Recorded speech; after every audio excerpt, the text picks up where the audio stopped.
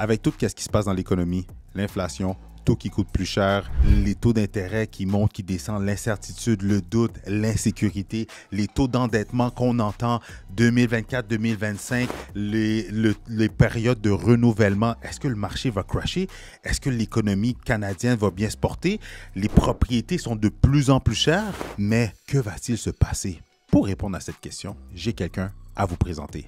Mais juste avant, bonjour tout le monde, bienvenue sur ma chaîne Immobilier 101 avec Christopher Salador où je partage avec vous trucs, astuces et stratégies gagnantes en immobilier, immobilier commercial, business, mindset et aussi, bien entendu, on parle de cash, on parle de finances. Alors si ce sont des sujets qui t'intéressent, puis on s'entend en 2024, c'est clair que ça t'intéresse à faire du cash, alors inscris-toi, abonne-toi à ma chaîne dès maintenant. Aujourd'hui, j'ai une vedette de la télévision. J'ai quelqu'un qui est dans une émission de rénovation sur HGTV. L'émission passe aussi sur Casa. Excusez-moi avec les noms d'émissions. Je ne regarde vraiment pas la télévision, fait que je ne suis pas le meilleur. Mais j'ai un des frères, Mbaye, si je ne me trompe pas, j'espère que je n'ai pas massacré son nom.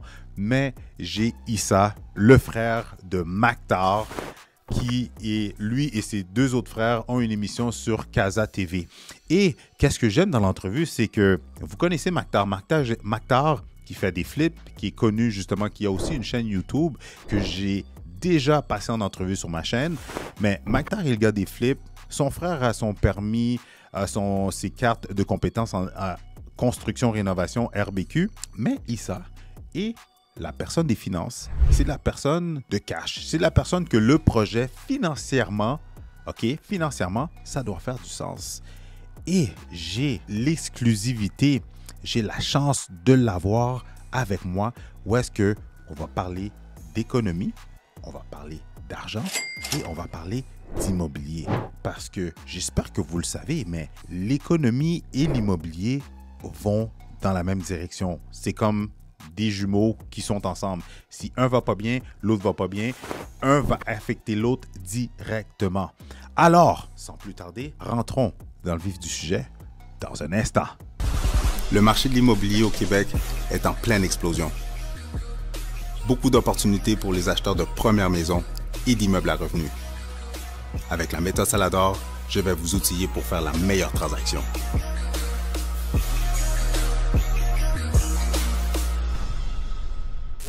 Un petit instant, j'ai une annonce importante à vous faire. J'ai finalement finalisé ma formation. Oui, j'ai pris mes 14 années et plus d'expérience dans le monde de l'immobilier. J'ai pris toutes les histoires à succès de mes clients, tous leurs bons coups de circuit, tous les coachings et les formations que j'ai pu aller chercher moi-même sur le terrain, en plus des faits vécus de mes clients, de mes investisseurs, de mes flippers, de mes développeurs, et j'ai tout concocté, le tout dans une formation qui vous est accessible. Alors c'est simple, si vous désirez savoir, connaître, comment faire pour prendre n'importe quel type de propriété et de pouvoir maximiser son potentiel pour que ça puisse vous partir dans le monde de l'immobilier, pour vous permettre de bâtir votre parc immobilier, c'est la formation pour vous. Alors n'attendez plus, allez cliquer dans le bas de cette vidéo-là pour avoir accès à cette formation. Et Issa, un gros merci de ta présence, d'être venu sur mon show. En plus, tu es une vedette à la télévision, Monsieur HGTV avec ImmoBro. That's it. Mais je suis vraiment content de t'avoir. Aujourd'hui, pour vrai, tu es la première personne, si je peux dire ça comme ça, avec qui on va parler d'immobilier et d'économie. Let's go. Je pense que ces deux combinaisons-là vont très bien aller. Ça va éveiller beaucoup. Tu comprends? Puis c'est deux sujets qui vont conjointement ensemble, ils vont parallèlement dans la même direction, parce que si un va pas bien, ça affecte l'autre et vice-versa. Absolument. Et de toute manière, dans l'économie où est-ce qu'on vit actuellement, c'est sûr et certain que l'immobilier joue un rôle important. Et jusqu'à présent, même dans le futur, l'immobilier joue un rôle, parce qu'on le sait, aujourd'hui, l'immobilier est devenu presque l'investissement numéro 1 pour plusieurs personnes. Exactement. Mais économiquement parlant, est-ce que c'est aussi rentable que ça l'était il y a 5, 10, 15 ans? on pourra en jaser, discuter, tout est débattable. Tout à fait. Mais juste pour mettre les gens dans le bain, pour ceux qui ne connaissent pas ton background, qu'est-ce qui fait en sorte que tu es quelqu'un qui baigne dans les deux, autant l'immobilier et justement l'économie? Mais la réponse est simple, je suis présent dans les deux. Je suis investisseur immobilier, Nice. j'investis dans l'immobilier, mais également aussi, je suis un passionné de finance, je suis coach financier, j'accompagne les gens justement qui veulent éventuellement investir dans l'immobilier ou simplement avoir des connaissances en termes financiers ou d'éducation financière. Nice. Puis quand tu dis tu les coaches, c'est quoi exactement ton coaching par rapport à ça avec les gens? Ben, je te dirais, en fait, j'aime bien prendre l'amalgame quand on a un coach privé. Je te regarde, toi, t'es costaud, t'es bien bâti, t'as déjà sûrement fait affaire avec un coach privé. C'est sûr. Donc, le coach privé va toujours travailler certains points, mais il va te poser la question, c'est quoi les choses que tu veux développer? C'est quoi tu veux? Donc, c'est un peu le même principe avec moi. Il y a des gens qui vont me demander, écoute, je vais régler telle dépense. Je veux travailler mon bureau de crédit. Il y en a qui vont dire, je vais l'investir. Il y a plein de choses. Donc, moi, j'accompagne les gens selon leurs besoins. Mais je te dirais que ce qui revient le plus souvent, c'est beaucoup tout ce qui touche vraiment par rapport justement au budget, tout ce qui touche beaucoup par rapport au bureau de crédit, toutes les choses de base qu'on nous a présentées, que malheureusement, c'est des choses qu'on n'a pas poussées très, très loin. Donc, moi, je vais à un certain niveau plus loin avec les clients avec qui je travaille. Super. Juste avant d'aller dans cette direction-là, pour les gens qui le savent sûrement, parce que vous avez des ressemblances, t'es le frère de Maktar. Dans le Canada anglais, il y a beaucoup qui écoutent l'émission justement rénovée. Je te laisse expliquer ça, mais un petit peu aussi évidemment, t'es le frère de Maktar, mais peux-tu expliquer comment comment c'est arrivé cette opportunité-là et l'émission HGTV avec tes deux frères? Je vous arrête un petit instant. Si vous désirez vendre, acheter ou investir en immobilier, allez dans la description dans le bas de cette vidéo. Vous allez pouvoir cliquer sur un lien pour réserver une consultation avec votre cher et l'unique Better Call Chris, où est-ce que je vais pouvoir répondre à toutes vos questions. On va pouvoir regarder votre situation, mais encore mieux, on va pouvoir élaborer un plan d'action qui va vous permettre, oui toi, te permettre de soit vendre, acheter ou encore mieux, investir en immobilier. Alors, si tu désires passer à l'action et te lancer dans le monde de l'investissement immobilier, va dans la description et clique sur le lien dès maintenant. De retour à la vidéo. Ben, c'est excellent. Et tu vois, justement, tu as mentionné Maktar 2 fois. Ben, la bonne nouvelle, c'est que ça commence par lui aussi.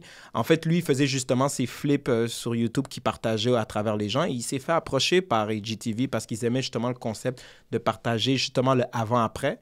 Par la suite, justement, quand ils ont fait une rencontre avec celui-ci, ils ont demandé d'avoir notre présence. Donc, lorsqu'ils ont vu notre présence, ils ont commencé à poser des questions. Ils ont vu un peu la combinaison parce que justement, j'avais un autre frère, Kadim aussi, que lui, il jouait, ancien joueur de football pour les Alouettes de Montréal, mais qui est aussi contracteur. Et j'avais moi également qui était investisseur immobilier, mais aussi tout ce qui touchait le volet finance, budget et tout. Donc, ils ont trouvé que c'était une très belle combinaison, ça serait très original. Et c'est à partir de là, justement, qu'ils ont lancé le projet. Nice. Puis comment ça s'appelle? Puis vous êtes rendu à combien de saisons? En fait, l'émission s'appelle Hoarder House Flippers. Et Okay. pour ceux qui le regardent en français, ça s'appelle Flip Extreme. Vous pouvez la voir soit sur Kaja, HGTV, sur Amazon Prime aussi, Stack TV. Aux États-Unis, c'est sur Hulu, mais je pense pas qu'il y a des gens ici. Ou bien ceux qui nous écoutent des États-Unis, vous l'avez sur Hulu. On est rendu à la 2e saison. Donc, la 2e saison, elle devrait sortir. Elle est déjà sortie aux États-Unis. Elle est déjà sortie dans certains pays à l'extérieur. Mais au Canada, on parle d'ici automne 2024. Nice. J'aime ça. Vous êtes de quelle origine aussi? Nous sommes d'origine sénégalaise, mais on a grandi ici. Donc, on est né ici, donc québécois d'origine sénégalaise. Nice. Puis pourquoi je pose ces questions-là? C'est juste pour montrer, parce que tu le sais comme moi, il y a beaucoup de monde dans nos communautés qui vont relate encore plus juste parce qu'ils les ressemblances et tout ça. Puis surtout de voir votre parcours, puis où est-ce que vous êtes, les stades que vous avez atteints. Tu sais, c'est fabuleux. Là, sincèrement, je vous félicite parce que c'est inspirant puis motivant pour tout le monde qui nous écoute. Là. Merci, c'est super gentil. Écoute, on est content de l'entendre. Tout ce qu'on fait, justement, c'est pour amener justement une perspective, amener justement des réalités, des ressemblances. Et ce qui est bien, c'est qu'on est 3 personnalités différentes, 3 personnes différentes. Fait on aime ça, justement, que les gens peuvent relate un peu à nous aussi dans nos réalités. Donc, tant mieux. Et merci. 100%. Puis tu vois, j'ai eu... Maktar a été dans un de mes premières personnes, mes premières personnes que j'ai eues en entrevue. Puis tu vois que lui, c'était le gars de terrain, avec, comme tu dis, l'aspect plus let's go, on passe à l'action, puis je fais des flips. Puis qu'est-ce que j'aime dans l'explication que tu as nommée de toi puis tes 2 autres frères, c'est que tu as ton autre frère qui est contracteur, puis toi, tu es le gars des chiffres. C'est quoi l'importance de quand on embarque dans un partenariat, surtout en immobilier, de s'assurer d'être avec les bons partenaires avec lesquels on se complète? Il faut que vous soyez complémentaires. Si vous êtes pareil, ça va être difficile. Il faut que vous soyez complémentaires et différents. C'est sûr que lorsqu'on parle d'un projet qu'on fait en groupe, selon moi, le plus important, c'est toujours de dire c'est quoi la gestion de risque. C'est quoi le risque qu'on a de travailler ensemble? C'est quoi le pire qui pourrait arriver? Et ça, c'est super important parce que pour moi, travailler en en groupe, travailler en partenaire, c'est comme un mariage. 100%. C'est comme un mariage. Vous avez tous les deux le même intérêt. La business, c'est comme votre petit enfant. Donc, on veut juste pas tirer l'enfant des deux bords. Clair. Donc, il faut vraiment qu'on soit alignés. 100%. Puis, justement, côté finance, parce qu'on s'entend pour acheter de l'immobilier, oui, c'est bien beau d'avoir des guts, c'est bien beau d'avoir les connaissances, mais il y a un aspect de chiffre, parce qu'on s'entend avec tout ce qui se passe dans l'économie, avec le resserrement qu'ils ont fait justement en milieu 2022, 2023, qui était quand même hors pair comparativement aux années précédentes. On s'entend que ça a compliqué les choses au point de vue de l'immobilier. Ouais. Comment tu vois justement, admettons, l'année 2024 selon ta perspective là, par rapport au taux d'intérêt puis le système bancaire puis l'économie? C'est une très bonne question. Effectivement, c'est sûr et certain que si on commence d'abord à la base, il y a eu un moment où est-ce que l'immobilier a fait boum. C'était incroyable. Écoute, c'était sold out partout. On avait de la misère. On se battait pour avoir des propriétés. Donc, on voyait vraiment que la demande était très féroce. Mais ça venait avec ça aussi des taux d'intérêt qui étaient très avantageux. Exact. Historiquement, pour plusieurs, on dit que c'était des taux historiquement bas. Donc, c'est sûr et certain que c'était une opportunité à saisir pour plusieurs et chacun. Là où est-ce qu'aujourd'hui, c'est devenu un défi, c'est que c'est le renvers de la médaille. Plusieurs sont à l'étape de renouveler leurs prêts. Plusieurs ont réalisé que, est-ce que j'avais bien fait mon analyse de risque? Est-ce que j'avais pris en compte tous les scénarios? Et c'est là qu'on est rendu aujourd'hui. Aujourd'hui, on le voit que la majorité, je dirais, on va pas dire la majorité, mais une bonne partie des gens ont réalisé qu'ils n'ont pas nécessairement fait le calcul des risques comme il faut. Comme une bonne partie des gens aussi ont réalisé qu'une chance que j'ai pris les risques, les calculs qu'il fallait. Et moi, c'est là où est-ce que c'est important pour moi lorsqu'on parle de tout investissement, lorsqu'on parle d'immobilier, lorsqu'on parle de finance et tout, c'est connais-tu ton risque? Connais-tu ta rentabilité? Est-ce que tu es sûr que ton projet est rentable? Est-ce que tu as fait différents scénarios? Et malheureusement, c'est l'étape préalable que plusieurs ne font pas. La majorité vont se fier à ce qu'ils voient. Ils vont se fier à ce qu'on entend, mais ils ne vont pas faire eux-mêmes leur propre recherche. Et moi, je dis toujours à tout le monde, tu ne devrais jamais investir dans quelque chose que tu n'es pas capable d'expliquer. Donc là, ça nous amène aujourd'hui au taux d'intérêt. Les taux d'intérêt, on va se le dire, écoute, ils ont monté drastiquement. On le voyait, là, les taux d'intérêt montaient de manière vraiment incroyable. Et aujourd'hui, si on compare, on tourne à peu près les taux, on tourne aux 5-6 %. Et dans le temps où est-ce qu'on a eu l'immobilier qui était vraiment à un haut niveau, on parlait de 2 ou 3 %. Fait qu'on s'entend pour dire que la majorité des gens qui vont renouveler, juste ça, tu vois que leurs paiements vont passer au double. Exact. Passer au double. Et malheureusement, ça, c'est regrettable parce que, justement, on en parle souvent, on en parle beaucoup. Il y en a plusieurs qui sont effrayés par les taux d'intérêt qui continuent à monter et tout. Bon, ce qu'on entend actuellement, et tu sais, la chance que j'ai eue, c'est qu'hier, j'étais dans une conférence, justement, où est-ce qu'ils parlaient des perspectives en termes de taux d'intérêt. Ce qu'on entend dire, c'est qu'on approche d'une stabilité ou d'une baisse. De ce que j'en comprends, potentiellement, on devrait avoir une baisse au mois de juin. Mais moi, j'aime bien me dire que je me lève une réserve. Je me garde une réserve. Parce que dans les dernières années, plusieurs économistes ont prédit certaines activités qui allaient se passer dans l'immobilier. Et ça ne s'est pas passé. Exact, ça s'est avéré. 100%. Parce qu'on est rentré dans un marché où est-ce que les choses étaient totalement différentes. Historiquement, je pense que ce qu'on vit ne s'est jamais reproduit dans le passé. Donc, c'est dur de le prédire ce qui s'en vient par la suite. Mais de ce qu'on entend, on a une stabilité où, potentiellement, juin, on aurait une baisse. Moi, j'aime bien dire que j'aime être conservateur, donc j'aime bien aller vers la période plus d'octobre, je pense. Mais si ça s'en vient, je pense que les gens vont être assez contents. Mais une chose est certaine qu'on le sait, c'est qu'on veut éviter que la période reprenne encore vers le haut, que les gens s'achalandent encore une fois et qu'on recrée ce qui s'est passé auparavant. Là, c'est de savoir, est-ce que nos mécanismes qu'on a mis en place ou qu'on va mettre en place vont aider à cela? Bonne question, parce que l'immobilier est rendu pour plusieurs l'investissement clé. Tout à fait. Les gens, c'est la première chose qu'ils veulent. Je vais investir tout de suite en immobilier. Je vais investir en immobilier parce que pour eux, c'est un placement garanti. Exact.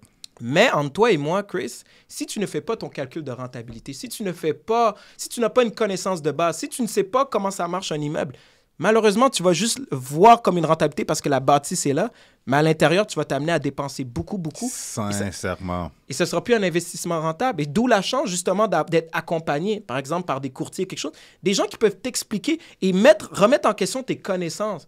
Parce qu'en immobilier, oui, les gens, il y a plusieurs qui vont dire c'est simple, mais c'est pas simple. Aucunement. C'est pas simple. Donc, à partir de là, la première question que tu vas se poser, c'est j'ai un immeuble. Est-ce que j'ai des travaux à faire? Mais ça, c'est un coût, les travaux. Un immeuble, normalement, chaque année, il y a de l'argent. Il y a de l'argent à mettre. Mais il y a des personnes qui l'ont fait comme il y a des personnes qui ne l'ont pas. Donc, toi qui achètes, la première question que tu dois te poser, c'est est-ce que j'achète un immeuble d'une personne qui a toujours fait des travaux récurrents ou j'achète d'un immeuble où est-ce qu'il y a besoin d'amour ou besoin que je mette un peu plus d'argent. Et ça, il faut le tenir en compte quand on fait notre analyse de risque. 100%. Puis j'adore tous les points que tu viens de toucher là parce que tu le vois comme moi, tu le sais comme moi, il y a de plus en plus de jeunes qui veulent rentrer dans la game. C'est comme l'immobilier, c'est comme la ruée vers l'or, c'est leur porte de sortie vers l'enrichissement. Exact. Mais la réalité, ça ne va pas se passer du jour au lendemain, de un. De deux, qu'est-ce qu'ils ne comprennent pas pour la majorité des gens, surtout avec le parc immobilier qu'on a au Québec, c'est qu'on a un parc immobilier qui est vieillissant. Acheter de l'immobilier avant de t'enrichir, ça va t'appauvrir, comme tu viens de dire, parce que le nombre d'argent que tu vas devoir mettre pour sortir de tes poches pour améliorer, optimiser, mettre ça au goût du jour, etc. Puis tout est en milliers de dollars. Puis un autre point que tu as touché, que, comme tu l'as dit avec les courtiers, ben, je vais parler pour moi, je vais prêcher pour ma paroisse, à moi, Chris, c'est que sincèrement, même quand j'ai des consultations, là, avant de commencer le processus avec un client, j'ai toujours une consultation. Puis pour vrai, dans ma consultation, j'ai même réalisé que souvent, j'allais plus challenger la personne. Parce que la personne est comme, je veux l'immobilier, go, go, go, je veux m'acheter un duplex. Mais selon son budget, je suis comme, est-ce que tu as réalisé que qu'est-ce que tu peux te permettre? Un, c'est à une distance qui est vraiment pas à côté de chez toi. Deux, ça vient avec un lot de travaux, d'investissement, de temps et d'énergie. Puis souvent, ils ont zéro l'expérience. Ils n'ont pas le montant d'argent nécessaire pour justement s'embarquer dans ce type de projet-là. Fait que je les challenge avec ça pour leur faire prendre conscience de, avant qu'ils s'embarquent, d'être sûr, comme tu dis, l'analyse de est-ce que tu sais dans quoi tu t'embarques. Comme tu l'as dit, c'est tellement important. Et tu le dis et je suis content de te l'entendre dire parce que je trouve qu'il n'y en a pas assez des gens comme ça. Comme toi qui font ça. Je trouve qu'il n'y en a pas assez parce que ça n'arrête pas quand même. Les gens veulent quand même continuer. Mais comme tu dis, ramener la personne à la réalité, c'est très important parce que tu as amené un point que j'adore, c'est la première chose, c'est est-ce que ton budget te le permet? 100%. Je suis désolé, là. Je comprends l'idée qu'on veut tous faire de l'argent, mais il faut de l'argent pour faire de l'argent. Exact. Donc, à la fin de la journée, la première question que tu dois te poser, c'est est-ce que, premièrement, j'ai un budget? Parce que ton budget sert à ce que tu comprennes si tu as la capacité de le faire. C'est une capacité parce que c'est pas parce que j'achète un immeuble que du jour au lendemain, premièrement, que je peux mettre les loyers que je veux, que mon immeuble va être rentable. Non, c'est pas comme ça que ça marche. Déjà, il y a beaucoup de personnes qui ne le savent pas. Les gens, ils pensent, j'achète un immeuble. Moi, je mets tel loyer, tel loyer. Non, ça dépend du secteur. Tout à fait. Ça dépend du secteur et ça dépend toujours de la demande. Et en plus, souvent, en ce moment, on entend beaucoup parler de l'abordabilité. On parle beaucoup d'abordabilité et justement, c'est un point qui est revenu beaucoup. On parle qu'il n'y a pas assez d'immeubles abordables. Donc, une question qui doit revenir à tout le monde, c'est donc le gouvernement va s'impliquer. Donc, si le gouvernement s'implique, c'est pas pour que les loyers continuent à monter, c'est pour les stabiliser. Donc, toi, lorsque tu fais ton analyse, lorsque tu achètes un immeuble, ben, prends ça en compte. Dis pas, mais je vais augmenter à temps. Et d'où quand je dis l'importance d'aller faire ses devoirs, de connaître le risque dans tout ce qu'on est. Ça peut être dans ce qu'on entend au niveau du niveau politique, des gouvernements et tout. Ça peut être de voir qu'est-ce qui se passe actuellement dans la réalité. Il faut faire nos devoirs. Ça, c'est super important. 100%. Ben oui, l'école, c'est ça que ça nous a servi. Ça nous a appris à faire nos devoirs. Tout à fait. Puis tu vois, puis ça, les gens le font pas assez. Ils voient juste la carotte au bout du stick, au bout du bâton, puis ils veulent juste la part, mais sans prendre en considération tout ce qui vient avec. Mais tu viens de mentionner un point. Parce que tu vois, même moi, je suis tombé là-dessus. Tu sais, je suis courtier immobilier, je suis dans le domaine, je baigne avec des investisseurs, des acheteurs, du monde qui font des acquisitions, etc. Mais pour le commun des mortels, pour la majorité des gens qui s'embarquent dans leur première acquisition, oui, ils vont écouter du contenu, ils vont suivre des podcasts, ils vont lire des livres, mais peu s'intéressent à l'économie. Puis on voit là justement les changements drastiques. Puis je trouve qu'à t'écouter parler, de s'intéresser et de faire ses devoirs avec l'économie permet de mieux faire une analyse de risque. Comment toi, tu vois l'importance de ça, là, puis qu'est-ce que tu pourrais donner comme truc par rapport à l'économie pour que les gens s'intéressent plus à ça et non juste à l'immobilier, je veux de l'immobilier? Moi, j'aime bien dire qu'à la base, si on va juste à la base de notre pays, qu'est-ce qui fait que notre pays fonctionne? C'est le capitalisme. C'est le capitalisme. Donc, le capitalisme fait en sorte que tu n'as pas le choix de t'intéresser à l'économie. Parce qu'à la fin de la journée, une chose est certaine. On est tous d'accord sur une chose. L'argent existe. On connaît la valeur de l'argent. Et l'argent, malheureusement, dans son grand monde, fait partie de l'économie. En plus. Donc, ça, pour moi, c'est un préambule qui est super important à maîtriser. Et oui, malheureusement, on n'en parle pas beaucoup assez. On n'en parle pas parce que c'est un sujet qui est... on va se le dire, c'est pas attrayant, c'est pas attirant, super c'est pas sexy. sexy. Exact. C'est pas sexy. Et je suis le premier à dire, la finance, c'est pas sexy. Moi, le truc que je peux donner aux gens qui peuvent vraiment faire en sorte qu'ils vont s'intéresser, c'est que suivez du monde qui vous partage leurs connaissances, qui partage des investissements qui partagent les actions qu'ils ont fait. Tu sais, on le voit aujourd'hui, il y a plein de sportifs, il y a plein de joueurs de basket comme LeBron James, tout ça, qui partagent leurs bons coups économiques et tout ça, et qui n'ont pas peur de parler de l'argent. Il y a Andrew Iguodala qui parlait justement des différents investissements qu'il a fait. Il y a plein de chanteurs qui ont ça, mais commencez à s'intéresser à ces gens-là. Regardez les gens avec qui vous admirez, posez-vous la question où ils sont rendus dans la vie, comment ils l'ont fait, comment ils ont fait pour se rendre là. Et plusieurs le partagent dans leur contenu. Il y en a plein qui font des vidéos qui en partagent. Commençons par ça. Commençons par cette étape-là. Et là, après ça, un intérêt commence à venir. J'ai remarqué que de plus en plus, ils s'intéressent à ça. Parfait. Comment il fait les trucs? Et ensuite, lorsqu'on a cet intérêt-là, mais déjà, on lève la main. Il ne faut pas avoir peur de lever la main. Oui, c'est bon de dire d'aller regarder des contenus et tout ça.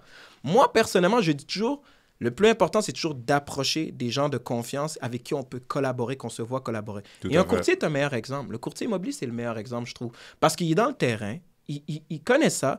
Et en même temps, il y a des courtiers qui sont des fois spécialisés dans différents aspects. Il y en a que je sais qui sont très spécialisés dans le commercial. Il y en a d'autres qui sont spécialisés dans les investissements.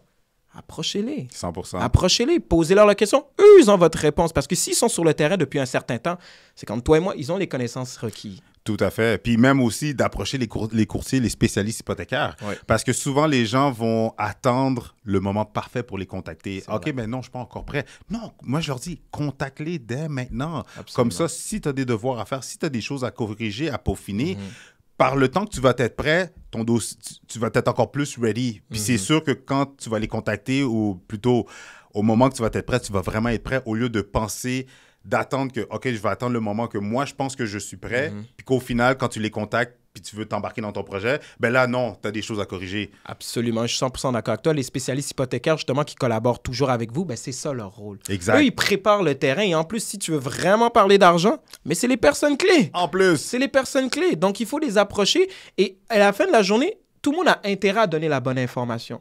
Parce qu'au final, comme tu dis, on cherche la carotte au bout. Donc, c'est le seul moyen de l'avoir. Tout à fait.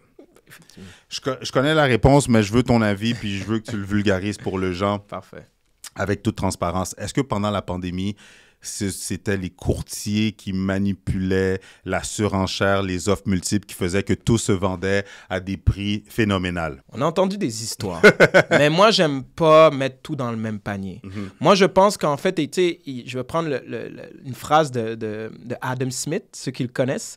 Il disait toujours que lui, il croyait beaucoup à la main invisible. Fait qu'il parlait de la main invisible lorsqu'on fait référence à l'offre et la demande. Tu sais, lorsqu'on parle d'immobilier, c'est quelque chose que tout le monde rêve. Tout le monde veut avoir un chez-soi. Tout le monde veut être capable parce que ça fait partie des besoins physiologiques de base. Tout à fait. Donc, entre toi et moi, lorsque les taux ont baissé, je suis désolé, moi, je pense que c'est ça qui a généré justement la surenchère. Parce que, comme je dis, les taux étaient bas. Le marché immobilier était dans ce temps-là, il était standard, mais ça a créé que tout le monde s'est juste levé.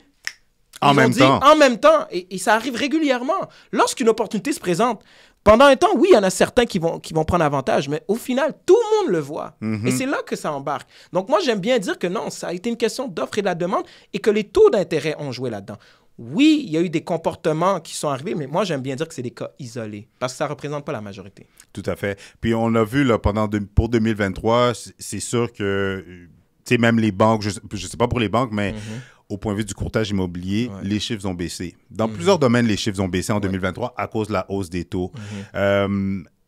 Pour 2024, comment tu penses que ça va aller? Est-ce que tu penses qu'il va y avoir dans l'immobilier, si on prend l'immobilier, est-ce que tu penses que ça va être au ralenti encore comme 2023 ou qu'il va y avoir une hausse ou ça va être une année stable? Moi, je pense qu'à la fin de la journée, ce qu'on cherche à faire, c'est on cherche justement, et je vais revenir sur le mot de l'abordabilité, on veut faire en sorte que ce soit accessible pour tout le monde. Okay. Donc, moi, je pense que l'action à prendre, c'est beaucoup plus de viser vers la stabilité. C'est de viser vers la stabilité. Et justement, les différents mécanismes qu'on va voir venir dans les prochains jours font en sorte de ça. Parce que déjà, à la base, on parlait que certains taux, on pourrait déjà les abaisser. De ce que j'ai compris de la conférence que j'ai regardée hier, on pourrait déjà abaisser certains taux, mais on ne le fait pas parce qu'on a peur de recréer un précédent. Tout à fait. Donc, à la fin de la journée, on sait très bien qu'au final, ce qu'on veut juste, c'est qu'on veut en une stabilité, une abordabilité. Et c'est l'action, c'est la direction qu'on va suivre dans les prochaines années. Tout à fait. Puis, est-ce que tu penses, là, tu sais, avec tout ce qui se passe, l'incertitude, il y a toujours de l'incertitude et du doute. est-ce que 2024, peu importe la situation qui se passe, puis peu importe, comme tu dis, les mécanismes qu'ils vont prendre en place, qu'est-ce qui s'en vient, peu importe, est-ce que tu penses que ça va toujours être un bon moment pour acheter ou que les gens devraient attendre la période miracle? Ah, ça, j'ai pas le choix d'être d'accord avec tout le monde. Le meilleur moment est toujours hier. Yes. Parce que personne ne sait de quoi le futur est réservé. Exact. Personne. Et les opportunités sont là, présentement. fait. Et moi, je pense qu'au contraire, on doit apprendre à vivre au moment présent. Et l'immobilier, à la fin de la journée, je vais reprendre ce que j'ai dit, ça fait partie d'un besoin physiologique de base. Tôt ou tard, tout le monde a besoin de se loger. Tout à Donc, fait. ce ne sera jamais une question que les gens vont se remettre en question pour dire « OK, mais c'est quelque chose que je vais faire dans X, Y nombre d'années. » Ça fait toujours partie des priorités. Et même dans les familles, on le voit de manière fréquente. Les familles, lorsqu'elles ont des conseils, des recommandations à faire, l'immobilier fait toujours parmi des top 5. Pense à acheter une maison, mettre de l'argent de côté pour une maison. C'est la première chose qu'on nous dit quand on est jeune. Pourquoi il faut mettre de l'argent de côté? Éventuellement, tu vas t'acheter une maison. Donc, on est tous conscients que c'est un besoin primordial. Exact. Puis selon tes connaissances, pourquoi les banques, le gouvernement jouent avec les taux d'intérêt, ils les augmentent, ils les baissent, etc.? Selon ma connaissance, et je pense que surtout lorsqu'on parle beaucoup de taux d'intérêt, moi, j'aime bien remettre beaucoup la responsabilité aux banques centrales. C'est les banques centrales, et à la fin de la journée, les banques centrales, ce qu'ils veulent beaucoup, et on leur reprend l'offre et la demande, ils veulent beaucoup l'équilibre. Okay. Ils veulent beaucoup l'équilibre parce qu'on le sait, on a vécu quand même une instabilité économique. Plusieurs parlent qu'on a vécu des récessions. Il y en a qui vont dire non, il y en a qui vont dire que c'est des mini-récessions. Mais le gouvernement a un rôle simple. Lui, là, il veut éviter justement qu'on tombe en déficit, qu'on tombe en faillite. Et on le sait actuellement, au Canada, en termes de dette hypothécaire, on se classe parmi les premiers. C'est fou. Et ça, c'est juste un point à tenir en compte. Et on veut éviter que ça continue à monter comme ça. Parce que sinon, qu'est-ce qui va arriver? À un moment donné, la bulle va exploser. Et on le voit en ce moment avec les propriétés qui se retrouvent à Toronto ou à Vancouver. C'est fou. C'est quand même à des prix très, très, très élevés. Écoute, il y a un premier ministre qui en parlait, qui disait justement que Vancouver se retrouvait parmi justement des secteurs où est-ce que les prix sont les plus élevés au monde. C'est fou. Et on parlait justement que Toronto est dans une bulle comme très importante au niveau mondial. Et on parle de ces deux secteurs qui se retrouvent où? Au Canada. Donc, on veut éviter que ça devienne la représentation du Canada. C'est fou, c'est incroyable parce que j'ai des amis effectivement à Toronto, puis ils me disaient, puis ils sont courtiers spécialistes hypothécaires, puis ils me disaient, Chris, il n'y a rien en bas d'1 million. Si tu arrives et tu veux acheter, puis tu n'as pas justement, parce qu'à partir de 1 million, c'est 20% de mise de fonds. Si tu n'as pas le 20%, là, si tu n'as pas le 200 000, comme, appelle-moi même pas, parce que tu peux rien acheter. C'est incroyable là, avec ce que tu viens de dire. Et le danger, c'est que si les prix continuent à monter, que tant mieux, si les salaires suivent, que toute l'économie suit, qui fait en sorte qu'on est capable d'élever tous ensemble, il n'y en a pas d'enjeu. Mais s'il n'y arrive pas, mais il va falloir penser à des substituts. Il va falloir penser à d'autres manières de pouvoir continuer. Tu sais, on en parlait encore une fois. Il y a des gens qui parlaient, disaient, OK, il y a certains secteurs où est-ce que maintenant, ils ont des dérivés pour être complémentaires aux prêts hypothécaires. Ça fait que les gens ne font que s'endetter sur endettement. Donc, à la fin de la journée, la vie est que endettement. Et je pense pas que c'est une vie qu'on souhaite avoir tous et chacun. Aucunement. Ce serait quoi, mettons, pour les jeunes qui nous écoutent, si on s'adresserait aux jeunes là, qui débutent, là, qui vont sortir de chez maman, papa, ce serait quoi 3 conseils que tu aurais pour eux autres? Peu importe, là, par rapport à l'économie, se starter dans la vie, l'endettement, ce serait quoi? Moi, je veux le dire, le conseil numéro 1 que je donne à toute personne, contrôlez votre argent. Contrôlez, ne laissez pas l'argent vous contrôler. Contrôlez-le. Et ça va être plate ce que je veux dire, mais pour contrôler l'argent, faites un budget. Parce que le budget, c'est ce qui va vous permettre juste de savoir exactement où est-ce que votre argent va et quelles sont les différentes entrées disponible. Et ça, c'est à la base. C'est comme le corps. Si on ne sait pas exactement quelle partie de notre corps fonctionne ou on ne sait pas quelle partie est défaillante, tout ça, quand la maladie va venir, bonne chance. Et on sait qu'être malade, ça coûte très cher. En plus. Donc, moi, j'aime bien dire, ayez contrôle sur votre argent. Faites un budget et vous allez le voir. Je vais vous dire un truc. Vous le faites pendant un certain temps, comme l'entraînement. Vous le faites. À un moment donné, vous n'en avez plus de besoin. Moi, aujourd'hui, tu me demandes, je connais mes dépenses par cœur. Je n'ai pas besoin d'un budget papier sur moi. Mais j'ai dû l'avoir pendant un certain temps. Et profitez-en pendant que vous êtes chez vos parents. Parce que la vérité, c'est que plus vous allez avancer dans la vie, plus il y a des choses qui s'ajoutent. C'est fou. Et plus ça s'ajoute, si tu n'es pas en contrôle, bonne chance pour gérer tout. Tout à fait. Puis on s'entend là avec tout ce qui se passe que augmenter ses revenus, c'est comme un incontournable là, avec l'inflation, tout ce qui coûte plus cher. Ce serait quoi des tips pour justement là, les gens qui veulent se sortir de l'endettement, les gens qui veulent justement se positionner pour faire un achat intelligent, mais avec un achat qui fait du sens selon leurs besoins. Ce serait quoi? T'aurais-tu des trucs à partager? Ben, tu l'as dit tout de suite dans ta réponse. connaissez vos vrais besoins. Hmm. Ne regardez pas ce qu'il y a ailleurs. Ne vous posez pas la question de ce que monsieur, madame A et dit, ah, j'ai besoin de ça. Connaissez vos vrais besoins parce que ça, c'est important de le comprendre. À la fin de la journée, là, si vous voulez vraiment investir et tout, il faut vraiment s'asseoir et se poser la question, bon, parfait, j'ai fait mon investissement, j'ai ma maison ou j'ai mon immeuble. Mais la vie continue. Tout à fait. Est-ce que je veux continuer à voyager? Est-ce que je veux investir dans les R3E de mes enfants? Est-ce que je continue à mettre de l'argent de côté? Posez-vous ces questions-là et réalisez vos propres besoins. Parce que des fois, en réalisant nos propres besoins, ben, ça va nous permettre de savoir est-ce que mon projet est vraiment faisable? Yes. Dernière question, la question qui tue. Ouais. Ben, peut-être avant-dernière question, là, mais la question qui tue. Selon toi, avec tout ce qui se passe, l'incertitude, le doute, l'inflation, etc., penses-tu que le marché, penses-tu que le Canada peut crasher ou que le système hypothécaire, bancaire peut crasher? Moi, si tu me demandes mon point de vue, personnellement, je suis plus positif par rapport à ça. Parce que quand on compare, exemple, avec les États-Unis, lorsqu'on parle des banques aux États-Unis, mais les banques, elles sont indépendantes. Elles sont indépendantes. Versus ici, où est-ce que les banques sont toutes en régie selon la Banque centrale du Canada. Et à la fin de la journée, les banques centrales aussi, elles se concertent. Donc, moi, c'est sûr et certain que je ne pense pas que c'est quelque chose dans laquelle on doit s'inquiéter, mais c'est quelque chose dans laquelle on doit réagir. Parce que, justement, les données nous permettent de savoir que, hey, il y a un petit enjeu. La bonne nouvelle, c'est qu'il semblerait qu'au Québec, on soit moins un peu touché que le reste du Canada, mais quand même, à la fin de la journée, si le Canada est touché, ça viendra tôt ou tard nous affecter. Garanti. Donc, moi, je suis quand même positif parce qu'au moins, les actions, on est déjà conscient. Et ce que j'aime, c'est que le Canada n'a pas peur de mettre ça de l'avant. Il n'a pas peur de mettre ça de l'avant. Où sont les choses qu'on doit travailler? Par rapport à l'abordabilité, par rapport justement à la construction, toutes ces choses-là. Tu sais, c'est des choses qu'on est déjà conscient et qu'on veut mettre action. Donc, moi, je suis très positif par rapport à ça. Je pense quand même qu'il va y avoir une petite pause pendant un certain temps pour nous permettre de pouvoir mieux rebondir. Moi, c'est ce que je pense. Nice. Pour terminer, avec ton coaching, c'est comment que les gens, s'ils veulent te contacter, s'ils ont besoin de ton aide, s'ils voudraient justement un petit accompagnement de ta part, comment ça fonctionne? En fait, pour me rejoindre, c'est très facile. Vous pouvez utiliser différentes plateformes de réseaux sociaux. Vous pouvez me contacter sur LinkedIn, Issam Baye. Vous pouvez me contacter sur Instagram ou TikTok à _Issam Baye. Ou sinon, ben, vous pouvez tout simplement call Chris, better call Chris et lui demander de me contacter. Je vous mettrai en contact. Et sincèrement, Issa, un gros merci d'avoir partagé tes connaissances. On voit vraiment là, que tu es vraiment un bon spécialiste dans ton domaine. Puis je te souhaite beaucoup de succès avec toi et tes frères. Puis continue, man. Merci. Bon succès à toi. Merci, man. Et on en a discuté durant la vidéo.